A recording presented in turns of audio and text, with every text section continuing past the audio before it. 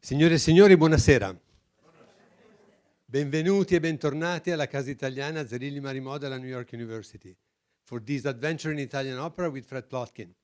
Normally, I tell you a couple of things about Fred, always trying to find something new to say, and there is quite a lot of new things being Fred.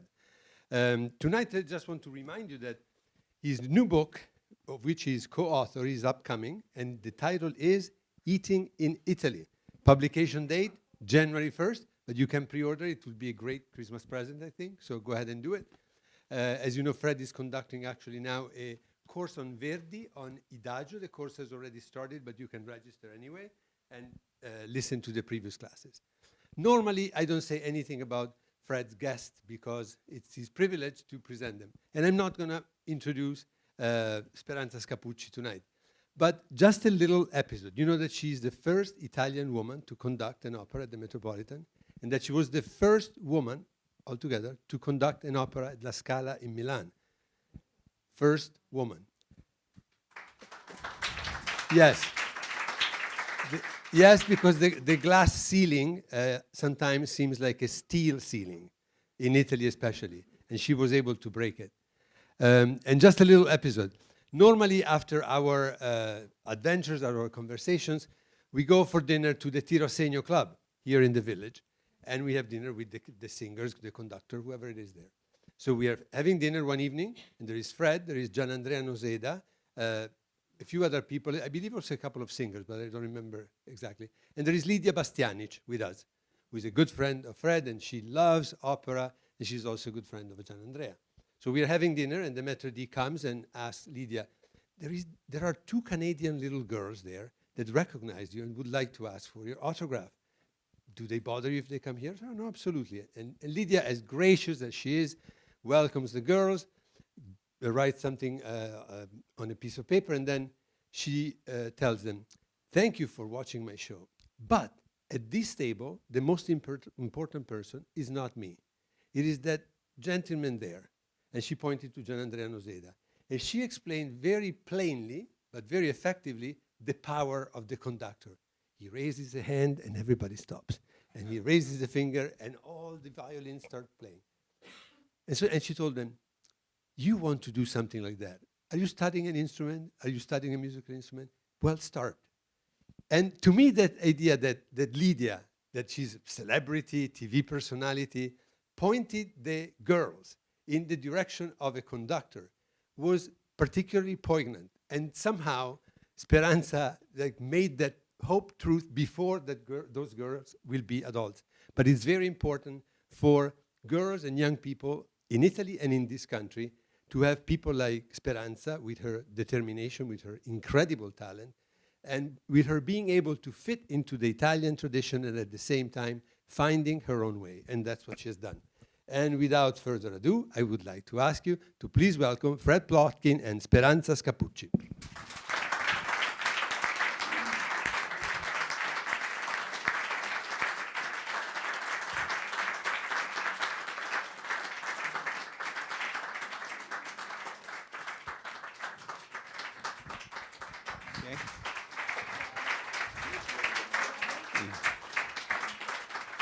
So, thanks to all of you. Just a couple of corrections to Stefano's kind presentation. Speranza was the first Italian woman to conduct at La Scala, the fourth woman overall. And my book title, I'm co-author with Rick Steves, and the title is Rick Steves Eating in Italy. All of his books are Rick Steves and then something. But when, during the pandemic, we were all stuck where we were, Rick decided that he wanted to write a book about Italy, and he knows certainly a lot about Italian travel. His Rick Steves' Italy book is his best-selling of his 49 books, until the one that you're all going to buy, which is co-authored with Fred Plotkin. And we both took our different approaches to Italy. So Rick approached it as a traveler. I approached it as an Italian food lover. And it's a very nice combination because in the book sometimes it says I and it's both of us. Sometimes it says Rick thinks this and Fred thinks that. So you tend to find your taste and your preference reading the book. And I'm very happy with it. It's my first book in a while. So I do hope that you all get it, even if you're not going to Italy right away. And Speranza Scappucci, even before Italy had a woman prime minister, you were conducting the first Italian woman everywhere doing these things. She has had an outstanding career. I saw her early on when she was still a student at Juilliard. And we're going to talk tonight about conducting, about Italy, about music. So please welcome Speranza Scappucci.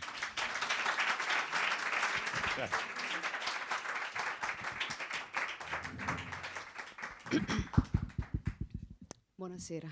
Hello. Buonasera. Let me just see. Can you hear me? Yes. Yes. Can you hear me? Yes. So I realize, Speranza, that with all the conversations I've done with Italian performers, musicians, I've never interviewed someone who was born and raised in Rome. Yay. And that's not by my choice. It just hasn't happened. Cecilia Bartoli has not said yes yet. So You know, we were in the same chorus. you were in the same Santa course. Cecilia, Well, yes. then please ask her for me. She might remember me, I don't know. But I guess it leads to the question, talk about musical life in Rome. If you grew up in the capital of the nation where opera was born, a lot of people don't necessarily associate opera with Rome, even though there is the Rome Opera, there is the Caracalla, there's the Accademia di Santa Cecilia. Obviously, there was the Vatican that encouraged music for thousands of years. Obviously, Rome has a musical tradition. Why is it, do you think, that it's not the first city we think of when we think of music in Italy? I think that obviously La Scala, because of its history, with so many operas premiering there, and Verdi writing operas for La Scala, of course, has become the symbol somehow of Italian opera in the world.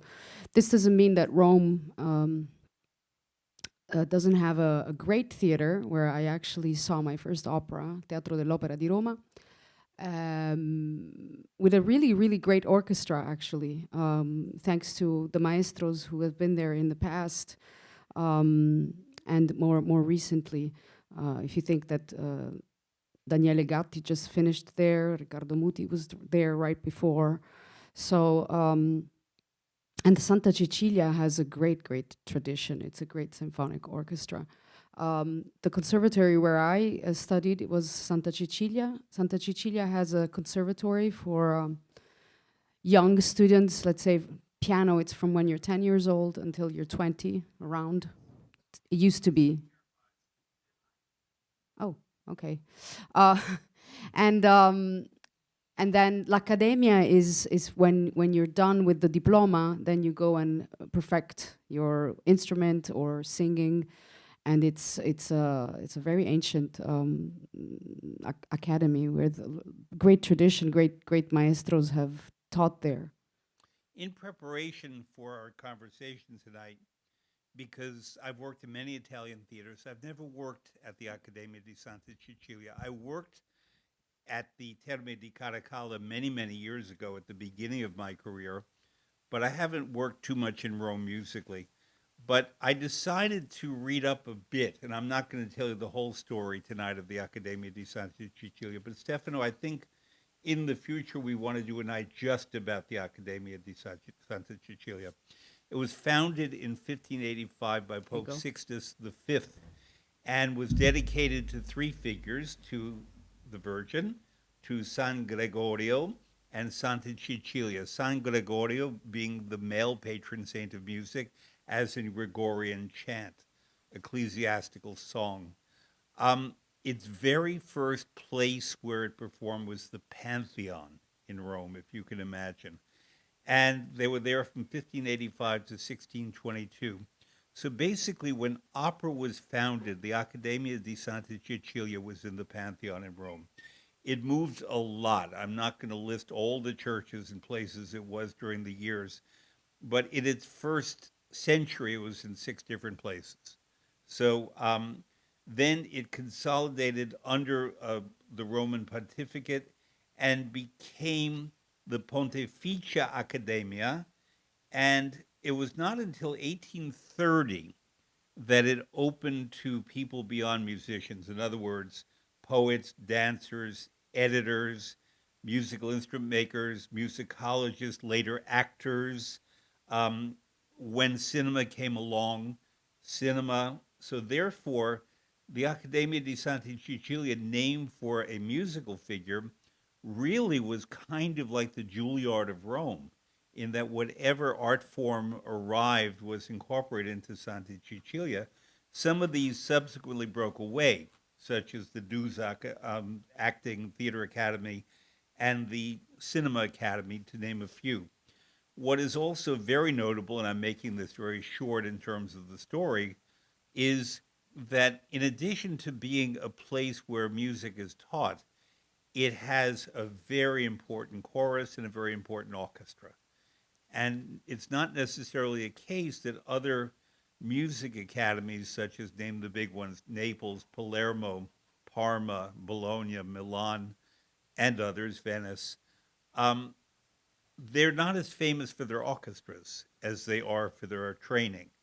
So yes, they have orchestras, of course, but it's not that you think of the orchestra of the Parma Conservatory or the Palermo Conservatory immediately, but definitely we always think of the Accademia di Santa Cecilia. Part of that is the huge amount of recordings that were done by the orchestra going back to the beginning of recording. And part of the reason for that is RAI, the National Broadcasting Network, radio first and television, was in Rome. Yes, there were orchestras elsewhere, such as RAI Torino, but it was based in Rome. And so what I wanted to ask Speranza is, what do you think the relationship is? Because I heard you conduct a few years ago in Washington, the national capital of the United States, between the fact that it's the political capital of Italy and also that it has these musical institutions. How does, and I'm not talking about funding, but how does the presence of government and the presence of people who come to Rome for political purposes affect the opera and affect the Accademia di Santa Cecilia? I'm not so, I don't know so much about it, but what I do know is that public funding in Italy goes to fondazioni liriche and some symphonic, and Santa Cecilia and La Scala are definitely on the top of the list usually. And then there are several others that get funding. 14. Yeah, exactly. Yeah. I was going to say 12, but yeah, it's 14. So I really don't know what the dynamics of all of that But as your is. sensation as a Roman, in terms of when you grew up, were you aware, obviously, that you were in the capital of the nation of Italy? Yes. That you were the center where the Vatican is? Yeah, my dad worked at the Vatican Radio, so. Okay. What did he do there? He was a radio journalist. He was the how do you say, the director of the 2:00 news. So every day he would have to gather all the information and then overlook the radio broadcast.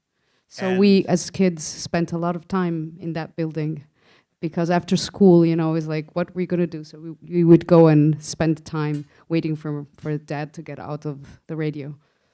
And what did you grow up? They have a great classical music, by the way, program on the Radio Vaticano. Did you grow up in the neighborhood near the Vatican? No. I grew up in the northern eastern part of Rome. Now with the subway, you can get directly to Teatro dell'Opera in 20 minutes from there. I asked because, number one, I imagine that the Vatican weather report is, we have gray smoke, we have white smoke. We have gray. No, but, you know, growing up in Rome is special. Because you're growing up there, you don't realize that it's what it is until people come and visit and want to go and watch and see all the big monuments. And so I didn't realize until I moved to New York, I was 19 when I moved here, how really, I mean, I knew Rome was special, but how incredibly special it was.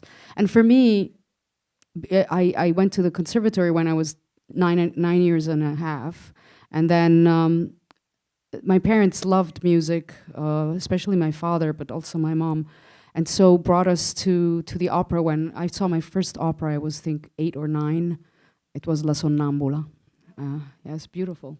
Did you get With up June and walk Anderson. Did you get up and walk around during the performance? No, but I was so fascinated by the story, and it was a beautiful traditional production. And at that time, l'Accademia di Santa Cecilia, the orchestra would perform in a big hall. If anyone's been to Rome, Via della Conciliazione, it's the big street that brings to St. Peter's, which in the old days was all old buildings, and then during the Mussolini era, it was torn down, and there's this huge Via della Conciliazione, and there's an auditorium there, and I saw so many big concerts of classical music. My parents would bring us all the time, because my father, especially when the Accademia was playing there, the building was part of where the Vatican Radio was, so he would get cheaper tickets. Because we were 4 children, so not easy. Now there's the park, it's called the Parco della Musica. Yeah, now it's a completely new Yeah. building in a completely different part of Rome. And the Accademia is now actually called the Accademia Nazionale di Santa Cecilia. Yes. But it was not that way always, just the way in Washington, it used to be the Washington Opera.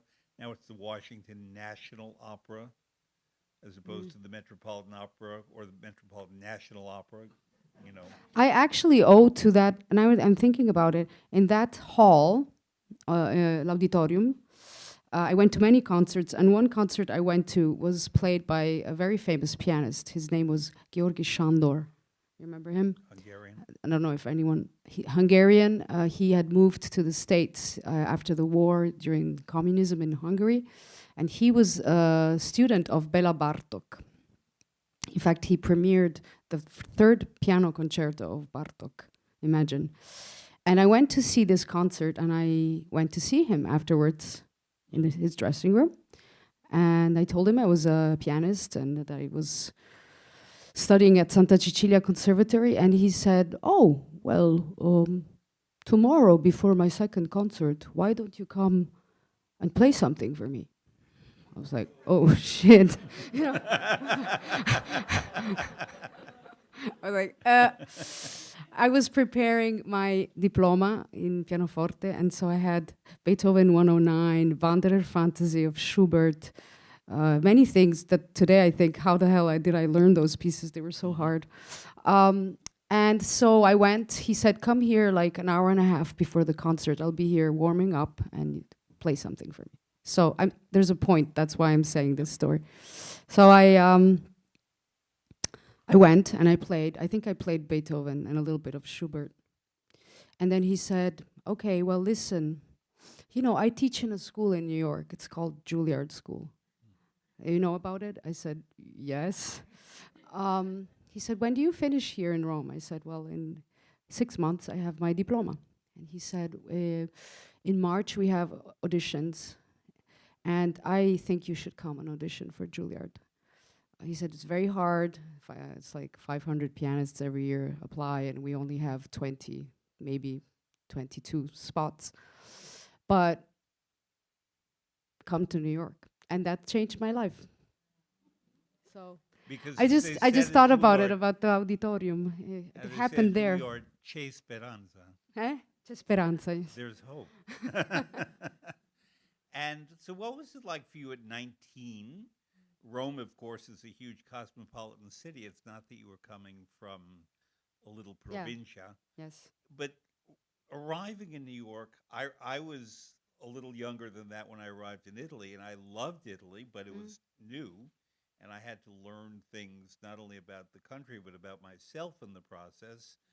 You probably were uprooted from what was familiar to something very welcoming, but very unfamiliar. Let's start with the fact that academically, I went to the Dams in Bologna, which is, they sometimes say, Italy's Juilliard, and it was a very different structure because I was used to American education. And arriving in Italy, wonderful, and I loved it, obviously, but it was a completely different experience. What was it like for you going in the other direction and landing in New York at 19 and dealing with the very high pressure environment of Juilliard? Yeah, it was quite something. On the one hand, it was shockingly easier for me in some things, coming from my Italian education, because at the conservatory, in 10 years, I studied piano, chamber music. I did very, very thorough harmony, armonia, which is like here they call it ear training, but really it's like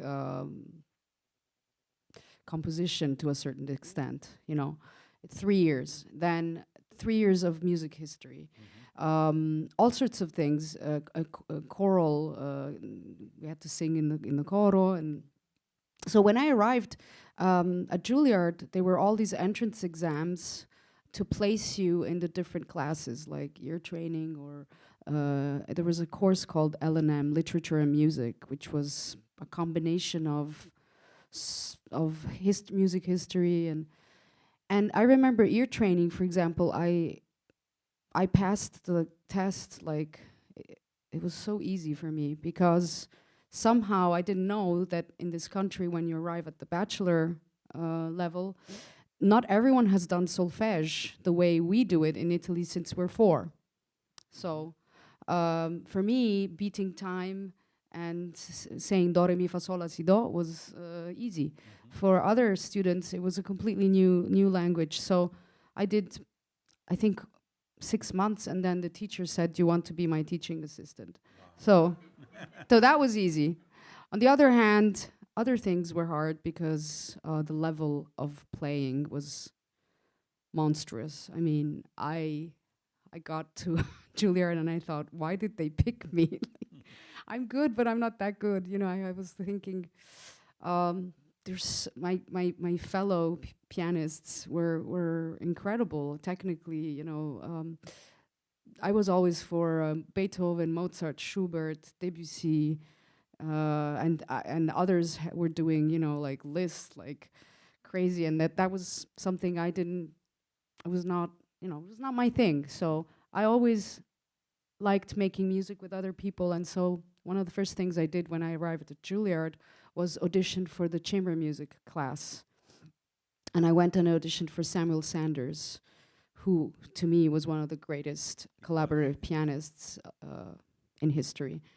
And he took me in his class, and I loved working with Georgi Shandor on my solo repertoire, but I was more excited to do the chamber music, and I formed some quintets and trios and duos. And then I got into the opera world because many singers were my friends, and they were kept asking me, "So how do you pronounce this? How do you say that? How do you do that?" And so I was like, maybe I should go into explore this, you know, and that's. When you were at Juilliard, was Dr. Joseph Polizzi the president? Yes, Okay. yes. So this is a wonderful man, and Stefano, we're going to add this. I want him to come here one night. Amazing He personality. was an amazing person, is an amazing person, who I respect greatly and got to work with a fair amount. And one of the things that Dr. Joe did was create a program about the artist in society. And very specifically, one of the things I loved at Juilliard, where I've taught somewhat, is understanding that the artist is not just a thing unto herself, apart, working in her studio and learning whatever she's learning and then going on a stage and doing that, but she's a citizen. And when you were there, I imagine that was addressed. And did you come to understand yourself differently? Because I don't know if in Italy that's addressed No, so yeah, openly. it was a completely different experience because when I was in Italy, you know, I was living there, I was growing up, and so I would go to the conservatory as an extra thing because in Italy you don't have. Now it's different, but in my times, you would have to do the normal school, like high school, and then in the afternoon go to the conservatory, which was extra thing. So sometimes, I'm not kidding, I would go to school 8 to 2, and then 3 to 8 p.m. Conservatory, then get homework. you know, and then the afternoons I was free, I would go at home and practice piano. So, um, so it was a different routine for me to go to the conservatory. Whereas at Juilliard, for me, it was a completely new chapter for me because I lived in the residence hall. I made some of my best friends today are people I met my first day at Juilliard. Actors, dancers, singers, musicians. So it was like a full immersion into the arts, 180 degrees. And socially, I'm a very social person in general. I like being with other people. So I immediately, that's why I went into the chamber music. And I also did work study while I was there because I needed to earn some money. In fact, I think there's my old manager from the bookstore is here. Hi. Yeah, I worked at the Juilliard bookstore, and there I met even more people. So it was probably where I met you then. Probably, who knows? Because my books were sold at that store, Probably. and I did signings. I put prices. That was prices you. Thank you. On the books. Yes, and I used to fold the T-shirts, and then I was upgraded to the cash register too. Right. By the way, when Dr. Polisi left, there were wonderful events in that, and I did an event there, and they gave me a beautiful baseball cap, Juilliard blue. It said Juilliard Sports, undefeated since 1905. That's because they have no sports team. I didn't know that. Yeah. I mean that they don't have sports. I almost never wear that hat because it's too beautiful to want to get it perspired in. But to answer your question, I did have a very. He's right. It's about opening up to the community. Otherwise, I remember the impact was I felt so tiny compared to everyone else. Was so I felt so talented, and so I mean I didn't know. I guess I knew I was talented, but I just the confrontation, you know, confronto, you know, comparison, that embracing all the other experiences and being part of a community and doing. I used to do gigs with singers and go to hospitals and nursing homes and prisons or whatever. That made it all more. It made more sense to me. So when you were at Juilliard, you were in what was known as the accompanying program. It's no longer called that because it used to be that the pianist who played for a singer was almost servile and would be the accompanist. Now they're musical collaborators, which is a better term, I think. They always were. It's just wasn't. They always were. But Wasn't called like now, that. Yes. And it used to be you would see, for example, Dietrich Fischer-Dieskau and Gerald Moore, when in fact Dietrich Fischer-Dieskau and Gerald Moore were the titans of their repertory at that time together. And now you see the names in the same font and the same print, which is as it should be.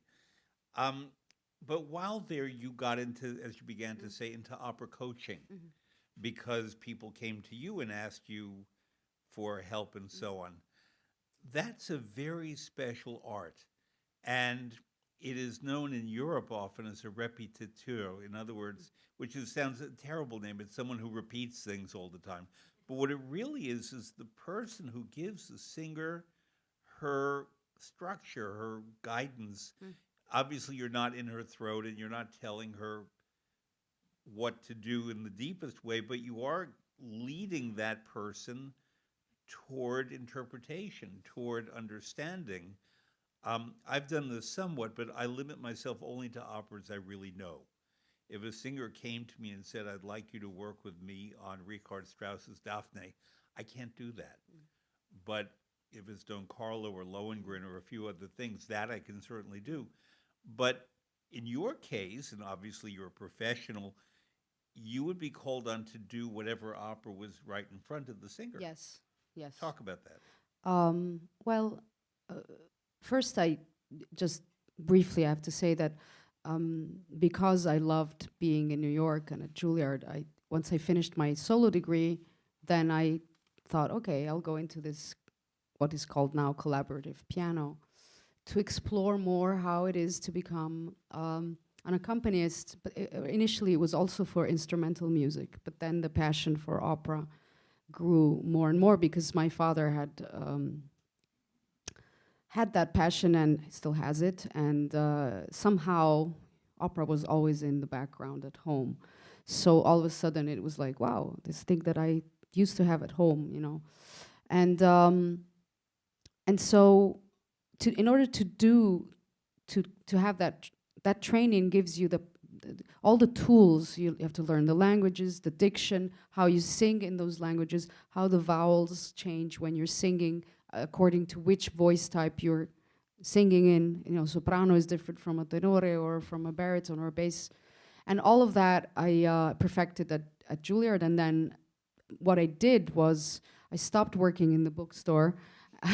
And to make money, I accompanied voice lessons with practically most of the faculty at Juilliard. And then Renata Scotto, privately, I played with her a lot. And there I learned about vocal technique. And so while you're doing that, you're learning also the repertoire, the different operas, different things. Of course, because I'm Italian, the beginning of my coaching career was mostly into the Italian repertoire. But I speak fluent French, so I also did that. And now, since a few years, I've perfected my German. So I wouldn't say I'm an expert of that coaching German opera, but I've done a lot of Lieder, and I know how the language works. So I still haven't debuted a Wagner opera. I've done pieces here and there, but never full opera, and I'm dying to do it. Which would be your first Wagner opera? Lohengrin. Good. Why? Because it's quite Italian. It is quite Italian, yeah. So it would be a good transition. Yeah. I mean, obviously I love Italy-Italian opera, but I'm also Wagnerite. And Lohengrin, which is coming to the Met this March for the first time in a long time, and this lady here hears me at BAM, and I'll be lecturing about Lohengrin at BAM, because it's a magnificent work that a lot of people just don't understand. And I'll just tell you very briefly that when I teach Lohengrin, whether to a singer or to an audience, I start with the sentence that I'm saying that this is an opera about belief. Now, belief can be any number of things, but if you accept that it's about belief, which could be in love, in religion, in yourself, in your society, but if you believe something as opposed to not believing something, your default reaction is very different. And when I work with singers, I've taught many Lohengrins, to So when tenors. I make my debut, I should come Call and me, learn yeah. it with you. Okay, good. Because it's a magnificent work, but a very mysterious work. And it is very Italian, as you say.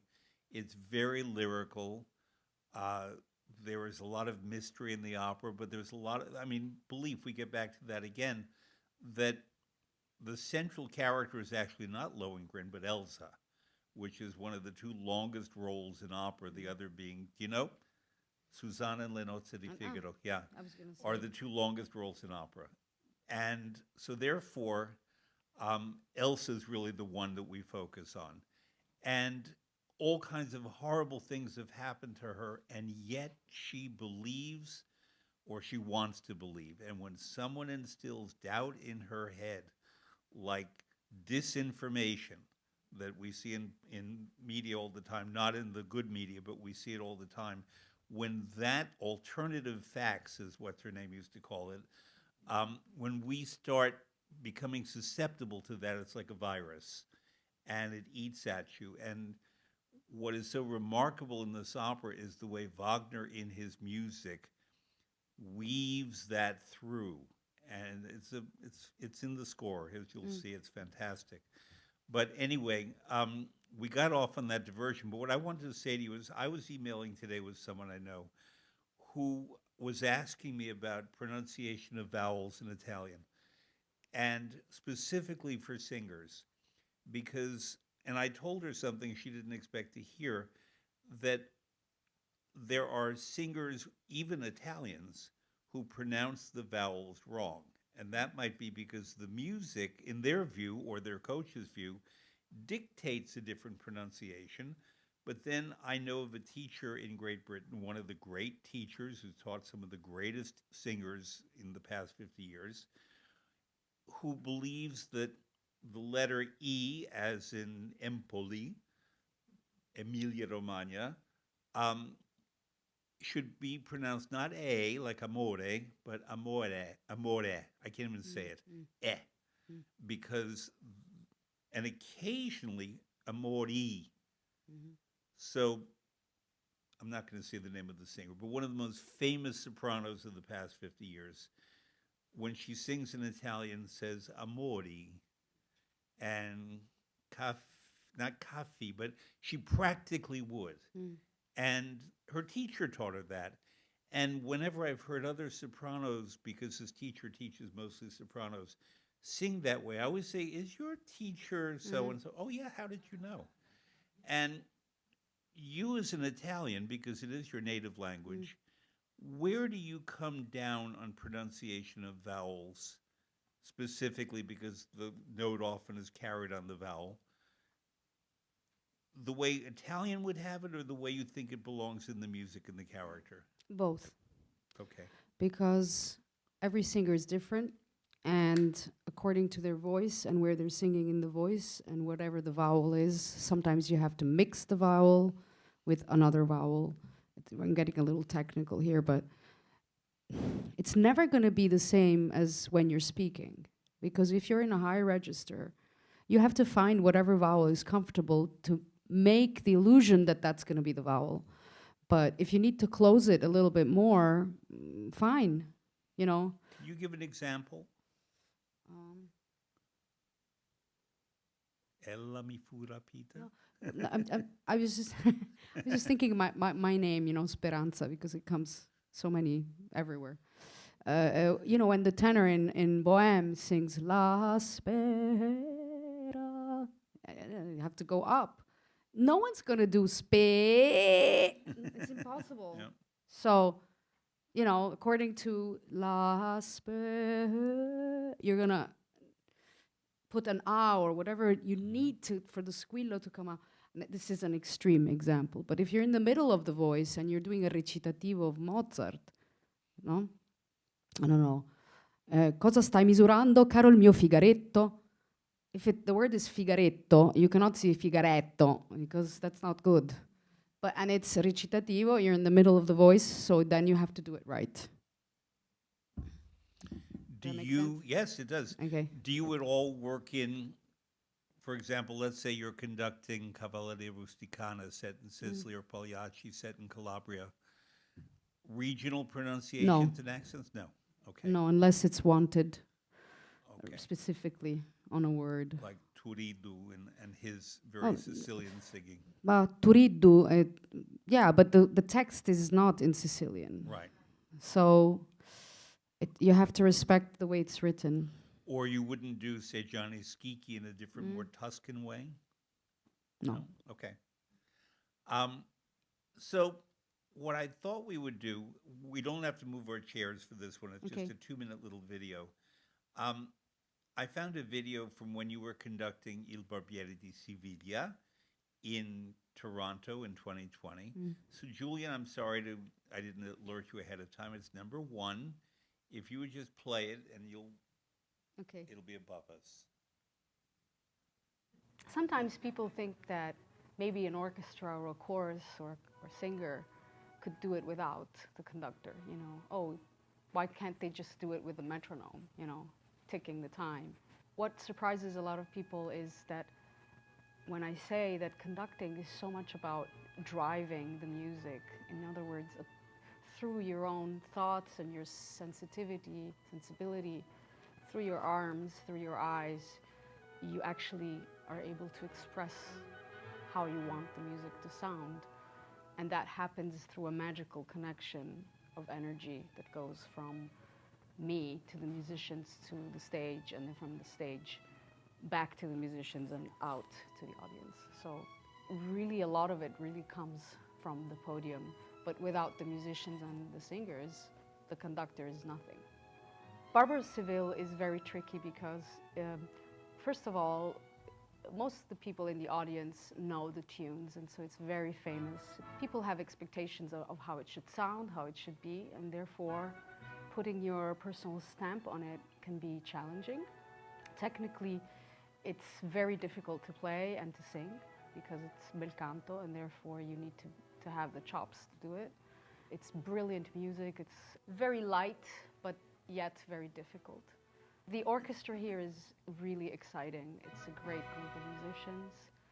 They are technically super. Since the first day we met, the energy was very positive, and they respond immediately to anything you ask them. I've really enjoyed working with this orchestra. They're really top class. So I love what you said about the energy flowing from you to the orchestra, to the singers, and so on. I had the fantastic pleasure of working a bit with Sir George Schulte, and he began as a répétiteur, and he came from a time when most conductors did that. It's not a given anymore that conductors do that. Riccardo Muti, who I've never worked with, but I've seen work a lot, loves to teach singers their roles and work with them from the very beginning, as would a répétiteur.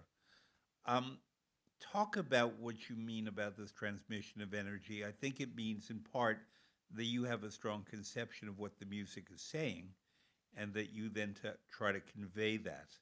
But I don't want to put words in your mouth. Yes, I think that especially when you're doing opera, opera is a complex thing because you have soloists, you have chorus, you have the orchestra, you have the staging. So in a way, I think that if you sit at the piano with the singers, yourself playing or someone else playing, but working from the beginning, then what you just said can happen, which is work with them on your vision of the piece, but also not imposing necessarily. I mean, give them the idea of your vision, but working with them as a collaboration. Because I can have a vision of how Fiordiligi's aria should be, you know, Per Pietà, for example, which has happened to me. I've conducted this opera quite a bit. I might have in mind a tempo or a way. And then if the soprano comes and her voice is lighter than what I had imagined, my vision goes down the toilet, excuse my expression, because I have to deal with a kind of voice that can't do that. So my experience as a coach and someone who has worked behind the scenes is, let's say, a little bit of an advantage, because then I know how to adapt my vision without compromising it to that singer. Because ultimately she's going to be singing up there, and I need to make sure that she's comfortable, but at the same time not go against what I think maybe Mozart wanted. Or with Mozart, we have, I think, more ways of interpretation. Already with Verdi, it's a little bit different, because there are certain things you have to do Verdi. And he's very specific in the way he writes the music. So, and the same thing happens with the chorus and especially with the orchestra. And the only way to, let's say, convince the musicians is through knowledge and through the words. See, the great thing about opera is that you have words, and the words dictate how the music has to go. Usually it's not the other way around. So if you have a specific accent or a dot or a legato or a staccato, usually it's linked to what is being said. And that's why it has to be, for me, it comes from the podium in the sense that you're the one who's giving all this information to everyone. But of course, you're creating the energy, but as I said in the interview, and I really believe it, without them, doing it with you, you're nothing. Does the maestro, which also means teacher, and we use maestro, maestra interchangeably, and I don't talk to women conductors and say talk about being a woman conductor because you're a conductor, and I've interviewed many women who conduct, so I don't do that Thank you. line of questioning. Even when I had Eve Queller here, I didn't do that. But the conductor is a teacher as well, Yes. and in effect is the person who's the conduit. My belief always is that if Mozart or Verdi wrote it, they knew what they were doing. It's Yes. not that we're here to fix Mozart and Verdi, No. but we have to understand what they want, and that takes a lifetime of work and revisitation of something we think we know. Because just to go back to Mozart and Così fan tutte, to me, it's a magnificent opera, but a fantastically hard opera to stage, to make plausible. I get in trouble when I say that the music is better than Don Giovanni Le Nozze di Figaro because it was later on, and I think that Mozart kept improving in his music. And although the stories, maybe the other two are a little more compelling, I think that Così fan tutte is incredibly compelling if we throw away the superficial issue of sexism and come down to the fundamental issue of psychology. These are incredibly complex psychological characters, four young people, at least four young people, who are very confused, very impulsive, very different each among the four of them. Then if Despina the maid is played by a young person, she doesn't have to be. How she fits in the mix. The casting, to me, the casting of Mozart operas is the hardest casting of any composer. Because if you pick, you can have a great voice, but if you pick someone who doesn't have the right temperament or understanding of what's going on, you wreck the whole opera, or at the very least, you change the chemistry a lot. It was the first opera you conducted Yes. at Yale in 2012. Yes. Did you have any say in who your singers would be, or were the singers picked and they No, it just was a said- school production, Yeah. so I came there and we had 2 casts, and it was all undergraduates and graduate students.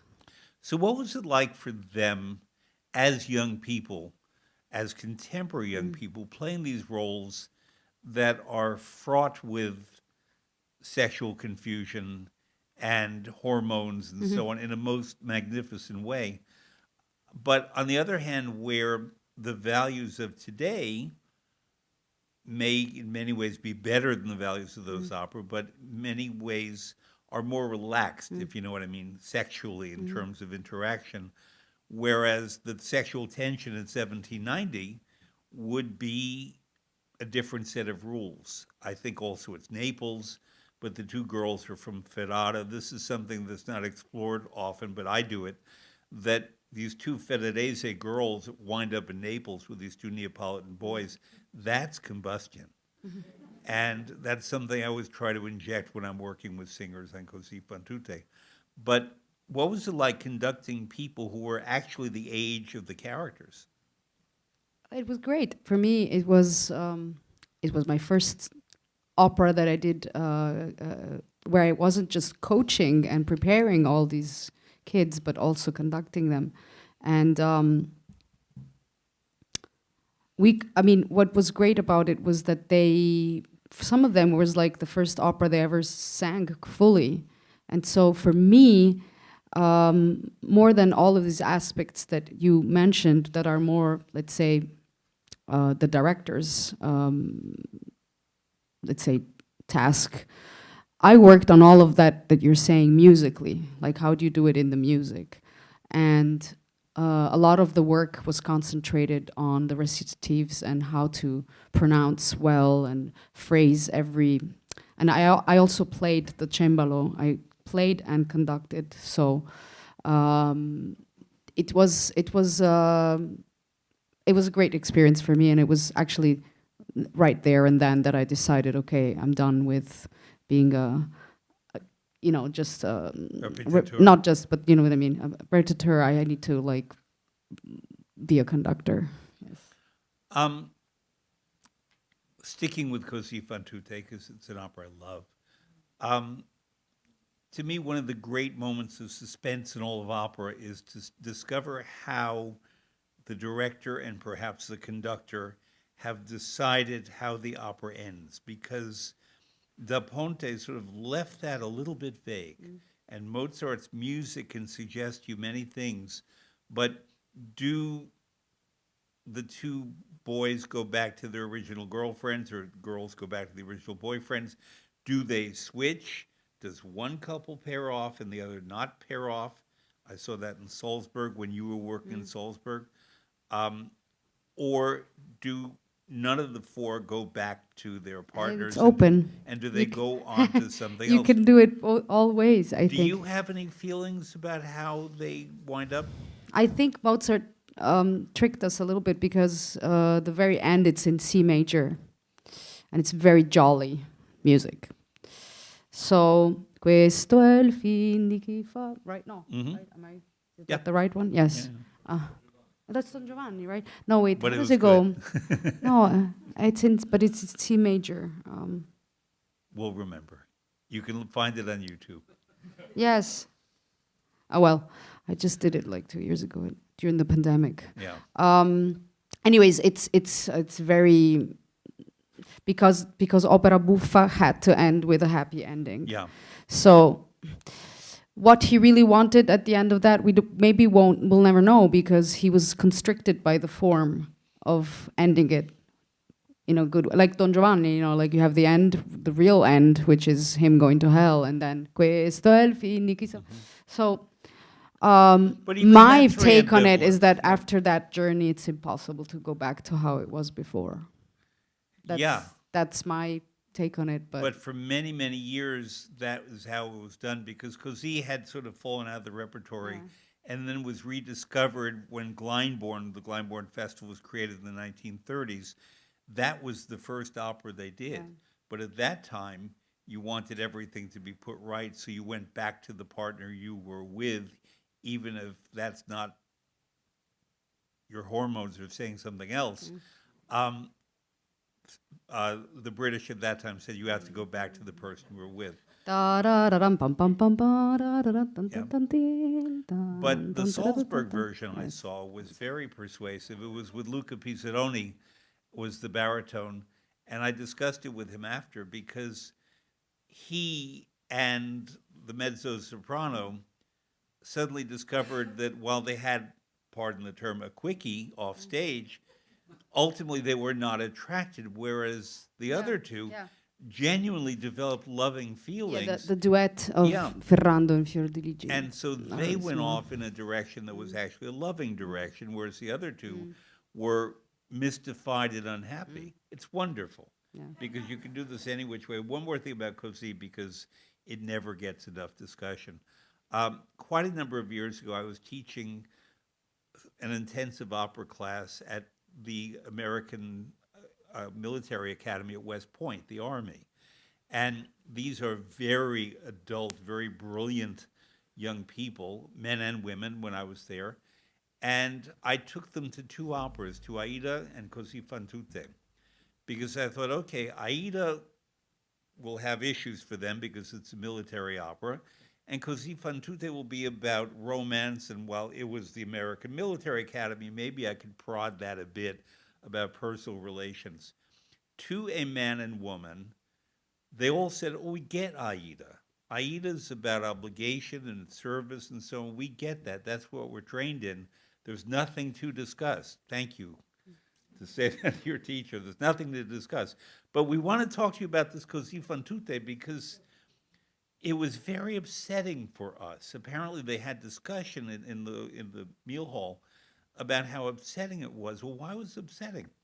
Because these two women were upset, Fiordilici and Dorabella were upset when their boyfriends pretended to go off to war.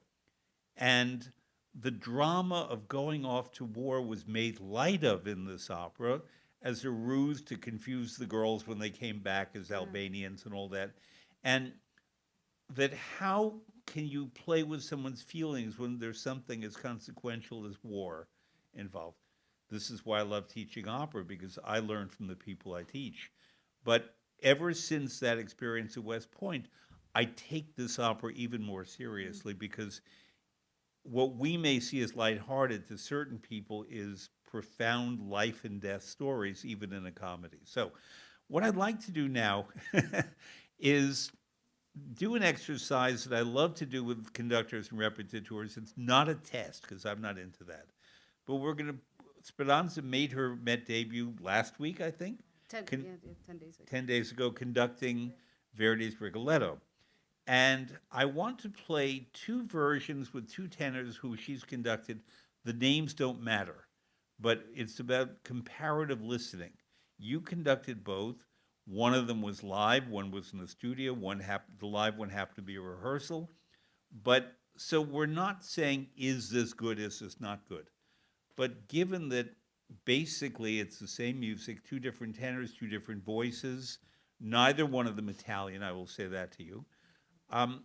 Let's listen to that one, and then if you want to comment a little about that one, and then we'll hear the second one, and then we'll do comparative listening, because this is central to you opera goers and to us opera workers in terms of understanding this music and why we can spend a lifetime working on one single opera, not to mention many. So Julian, if you please, number 3, and then we'll have a little pause, and then number 4.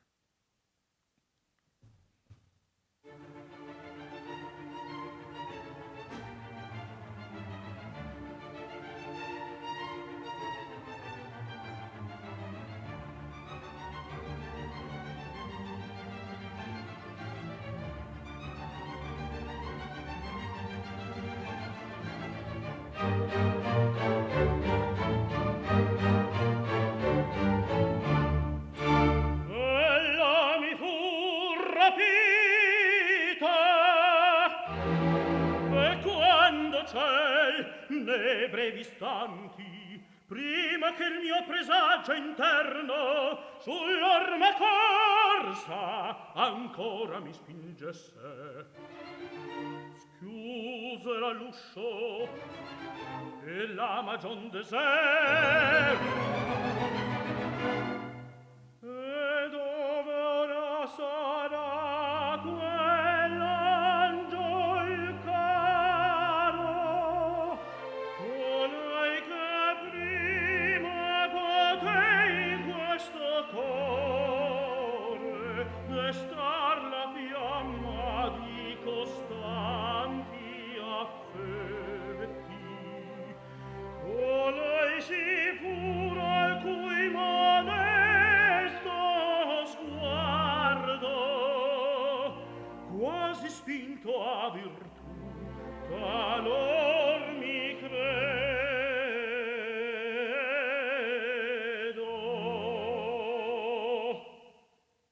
Ella mi fu rapita, e chi l'ardiva,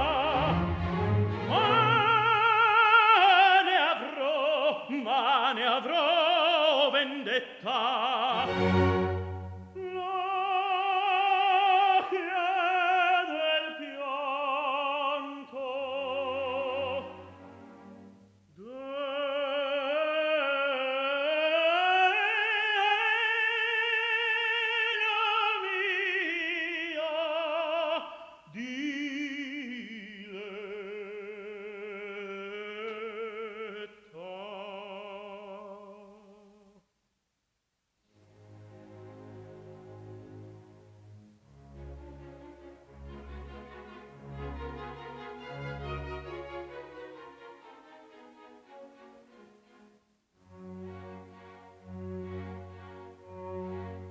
Farmi veder le lacrime scorrenti da quel ciglio, quando fra il dubbio e l'ansia del subito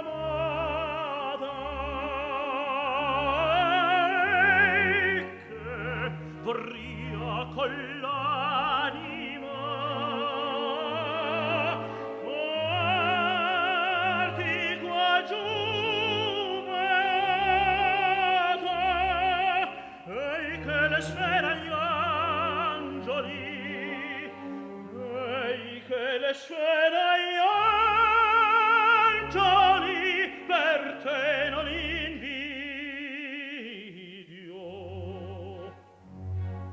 e che le scene agli angeli per te, le scene agli angeli per te non invidio.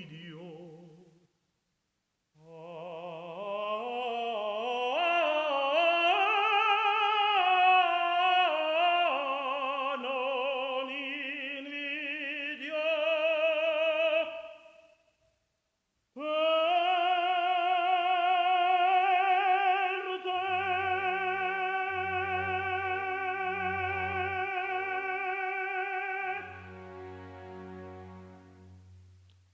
So before you play the second one, Julian, Speranza, any musicological comments on that? Yeah, first of all, this was done in 2015. Should I say it or not? Who's singing? No, and also- after. Just the year, you Yeah. should know.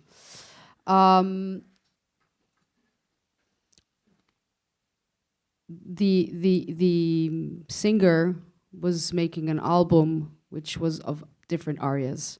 So in that case, you know, the conductor has to also adjust very much to what their tempo or their how they feel comfortable, because it's like a solo album of featuring that singer. So I listening to it now, I'm like, wow, I don't think I've ever listened to it since we did it. So I like that he's doing the original cadenza, for example. That's the original cadenza from Verdi. Yeah, but let's wait for the other one. Okay. Julian, number 4, please. Same tempo.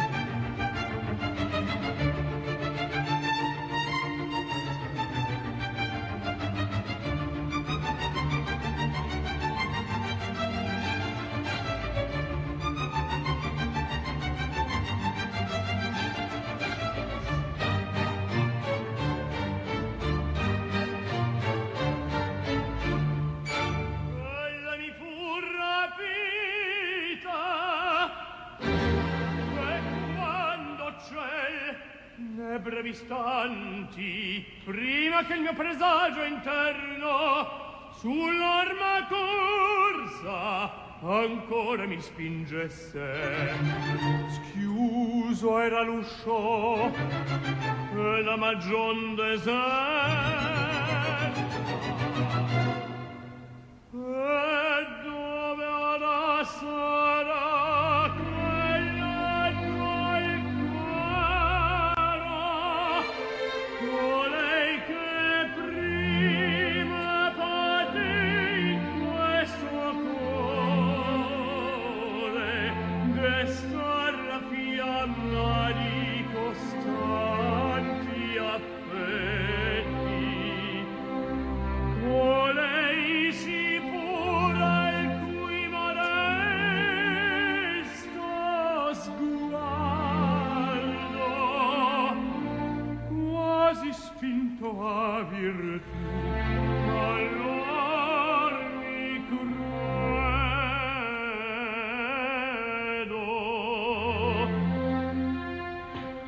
Ella mi fu rapita, e chi l'ardiva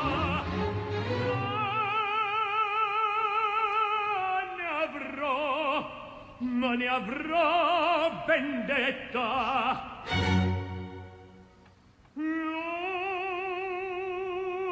Chiede il pianto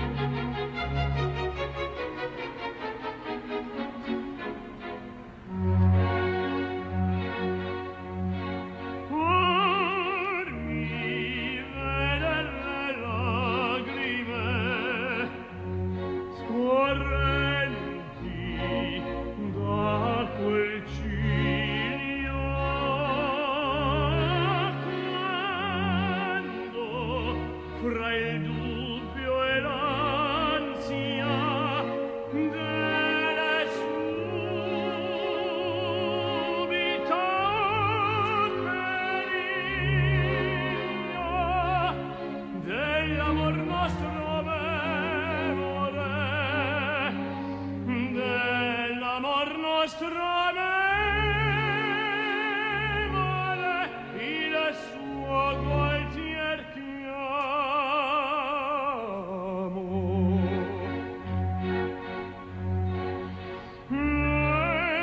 Ere potrà soccorrerti, cara fanciulla amata,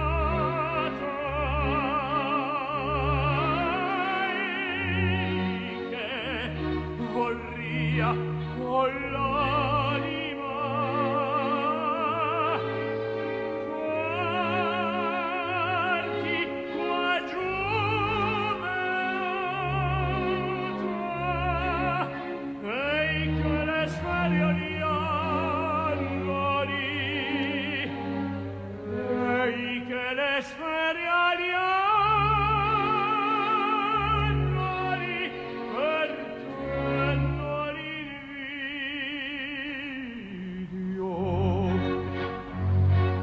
Ei che le sfere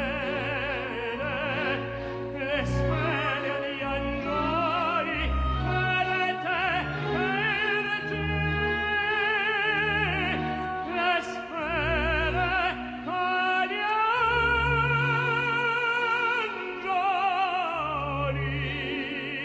per te non invidio.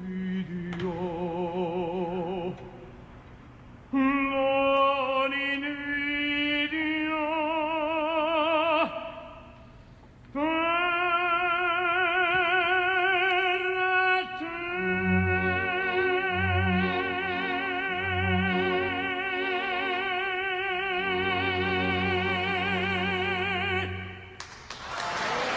So correction, this was actually from the opening night, this gives it away a bit, of the Met 10 days ago. But we won't say the tenor's name yet, because it's really not about names, it's about performances. You talk first about your reaction, then I have something to say. It's interesting to see how 7 years apart, my opening was same tempo. I mean, quite astonishing. Now that I think about it, I think when we did it in the studio with the first tenor, he liked a more broader tempo, and so I adjusted to that. And I just noticed two big differences, is that both go up to the B flat at the end, which is not written by Verdi. Le sfere agli angeli. It's written G flat, not B flat. But that's a tradition which I quite like, actually. But there's two different ways of conducting that. And in these two performances, I notice now that the first tenor did what is more traditional. And now I realize that I sort of imposed the Verdi version in what I did 10 days ago. Because usually they like to hold that note forever, which that's not quite the way it should be, but it's fine. But what you need to do is, in order for them to hold that a little bit longer, usually it's on one beat. So, right? So, but if they hold it, then you're like stuck. What are you going to do with the second beat? Yeah. So usually, and that's what happened with the first version, you will beat 6 beats, and then they sing the rest of the cadenza after you've finished with the orchestra, which is not what's written, because they go dee da dee, right? Yep. What we did here, because I try to usually, especially if I have rehearsals and it's a full production, what I do to accommodate the tenor is I stretch the first beat so that I don't have to then, I could still do my second beat. So it's Sfere agli angeli impampadati da di da di. So that he can start the cadenza with my 5/7 chord. I'm getting a little technical, but that's something I just noticed, which I'm very pleased about. Compared, the two things. But again, I come back to the fact that the first was a studio recording, and to highlight, it's the tenor's album. So most of the musical choices in those cases come from the singer. Whereas in this other version, it's a mix of both. For example, I like a more, how do you say, scorrevole tempo. More Fluid. Yeah, running. But yeah. then, because of his necessities and what he's doing, I adjust slightly here and there because he needs a little more space. And so there are moments where he's slowing down and then I push him again. These are very slight little things, but... And both tenors come from countries near Italy, very close to Italy, but are not Italian. How do you feel about their pronunciation? Well, the first one is now officially also Italian. He has an Italian passport because he's been living there for 20 years. And you can tell, I think. But very good, also the other one. Mm-hmm. And the second tenor, when I listened to it before, I didn't have this impression, but hearing it tonight, I had a very strong impression. It sounds like Alfredo from La Traviata walked into Mantua. And because the dynamics and the sunniness in the voice, at a moment that's not necessarily sunny, io vivo quasi in ciel de roi sound, which I'm not criticizing, but it was a choice that he sort of bloomed his voice in a way that the first tenor didn't. I think for dramatic effect. I also think that because it was a live performance, it's different. Yeah, it's There's of course. a lot more going on that does not happen in a studio. Yes. And the point of this is why we love going to the same operas repeatedly and hearing different people do them, because we learn different things each time or are given new ways to consider music that we think we know. I should also add that we've already done 4 performances now. So, 3 more, and it's changing all the time. Like last night was very different from what we heard now, for example. So when I hear it on the 8th of December, it could be different again? Yes, okay. Absolutely. In fact, I think it's his last show, then the cast changes. Yeah. By the way, Rigoletto opened on the 10th. It's being done. Was done on the 14th, the 17th, the 20th, the 26th, the 29th, December 3rd, 8th, 11th, 14th, 17th, 20th, 23rd, and 29th. You have no excuse not to go. Exactly. Got Pick that? your date. Pick your date. You have no excuse not to go. Who are the tenors? First one is Saimir Pirgu. He's Albanian, but naturalized Italian. And Benjamin Bernheim, he's French. Mm-hmm. And it's interesting because sometimes foreigners do a lot more with the language than do Italians, or whatever your opera language is, because they have to study it in a different way than people. I purposely did not pick an Italian singing it tonight because that would have changed the relationship of how we listen. Julian, set up number 6, please. I love this one. I do too. You I have a story about this one. Then we're going to hear the story. One of your first albums, I think your first maybe, was with the really wonderful, gorgeous, amazing, physically but also as an artist, Latvian soprano Marina Rebecca, who is a bigger star in Europe than here, although she has had starring roles here. When the Met did a new production of Norma a few years ago with Sandra Radvanovsky, the third Norma was Angela Mead, who's been in this chair, but 2 performances were Marina Rebecca, who had never sung the role before. And I went to all 3 different Normas. She was fabulous, and she's an amazing artist. And how did it come to pass that you and she got to do a recording together? Do you want to know it now or after the aria? After. So we hear the aria and then. We'll hear the aria. This is not everybody's Mozart. It's Idomeneo, Elettra. It's one of the first great mad scenes in all of opera, well before Donizetti and Bellini and others wrote mad scenes. This is one of the great mad scenes. So, Julian, if you please, number 6, the character of Elettra from Mozart's Idomeneo.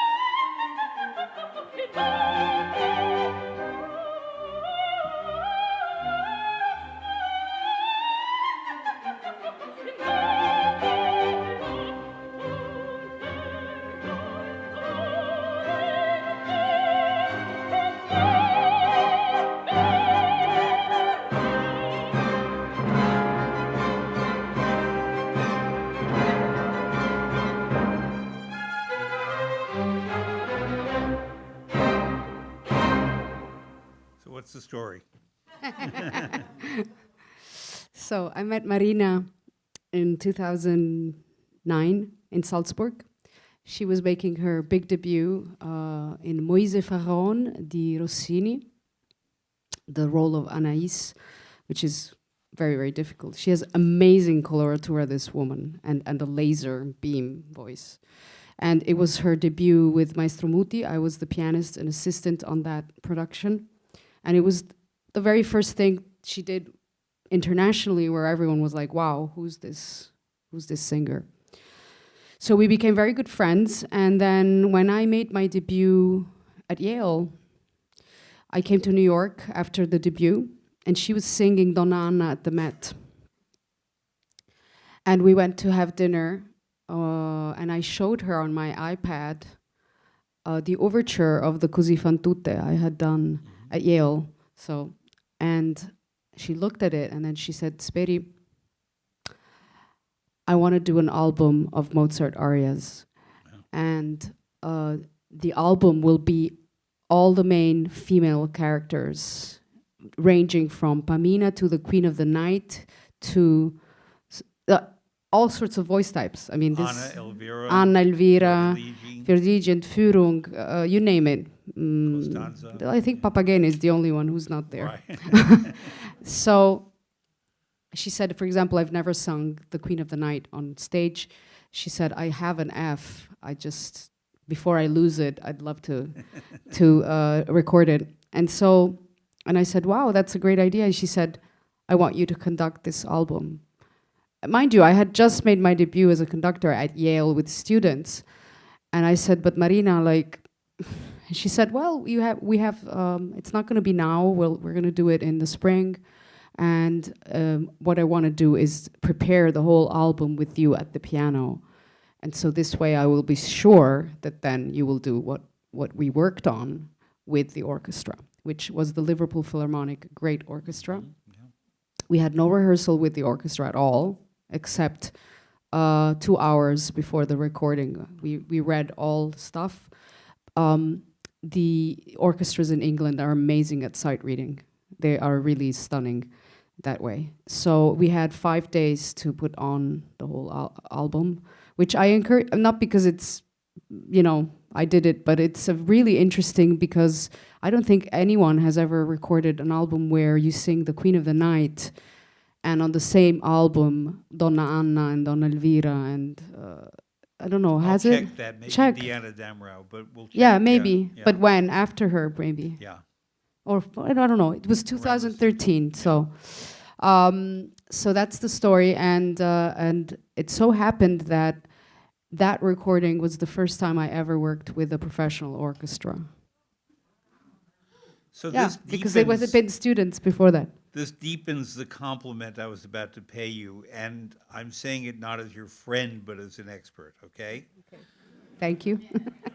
That this aria, after James Levine, was the best conducted I've ever heard of this aria. Oh wow!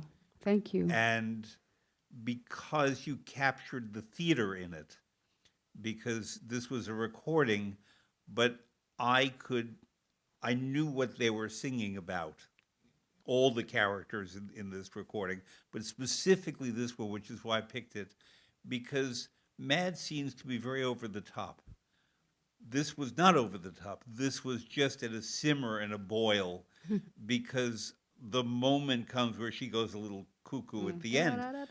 Right. But if you indicate that that's coming, you ruin the madness when it arrives. James Levine did it right. You did it right. Many conductors sort of say, all right, be prepared. She's going to go nuts. And then it ruins it. Yeah, thank so you. when it Thank you for actually catching happens, that. it's good. Now, I think we recorded even the whole recitativo before. Yes. Okay. another thing that is particular about the role of Elettra, as in Electra, same woman, is that she could be played by very Wagnerian types. So I heard Hildegard Behrens do it, but I also heard in Vienna a wonderful performance by Barbara Friedli, who did it in a different voice, in a different way than would a Wagnerian. And what's so particular about this character is that indeed she could go either way. She could be Wagnerian or Straussian, or she could be strictly Mozartian, Verdian, Puccinian. And Marina Rebecca, for now, is more in the latter frame, but I can picture her being your Elsa in Lohengrin. I was going to get to that. I'm glad you said that because this was 2013, and she's an amazing artist who has developed incredibly during the last years. She's singing, her voice has developed a lot, and she's, believe it or not, she even sang Madame Butterfly last year. It's a big voice, and it's flexible. Her queens are the 3 queens of Donizetti. We're doing a big concert in Paris with her this year, coming up. March 21st. Those of you watching in Paris, I keep up on everything. Wow, I'm impressed. Roberto De Vereux, all of these are really her. And of course, Traviata is, I think she's one of the best Traviatas around. I think she's retired the role now, but I'm not sure. she recorded it finally, and then. But I'm not sure about that. And one of the things on that program will be, sometimes it's my favorite opera, Rossini's Semiramide, which without Semiramide we wouldn't have Aida, is my opinion. Basically everything that the great Italian composers after Rossini did, they drew from Rossini in one way or another. And so Semiramide is that. And Bel Raggio Lusinghier is an impossibly hard aria, but when it's done really well, there's nothing more exciting to me in opera than hearing a singer sing Bel Raggio Lusinghier. Purely musically, I'm not talking about the drama, because frankly, all she does is stand there and sing.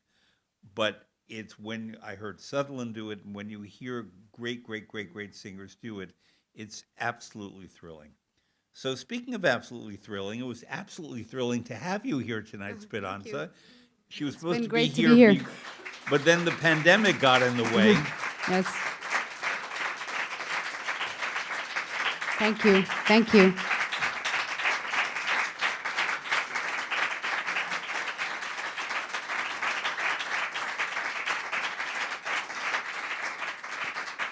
So medopera.org, and you have a whole bunch of dates coming up to see Rigoletto, and I'll see you there. Thank you very much. Thank you.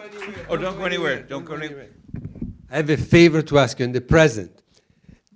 On Thursday, Fred's mom, that you know because she normally sits in these chairs. No, but it's a beautiful number. Yeah.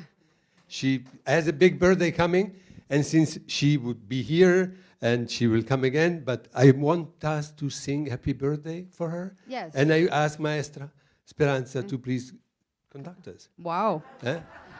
So the name is Bernice. So Bernice. happy birthday, Bernice. What Maestro. pitch should we start it on? That I don't know. I'm the coach. Let's see. Happy birthday to you. Happy birthday to you. Happy birthday, dear Bernice. Happy birthday to you. Yes, thank you very much. Viva Bernice.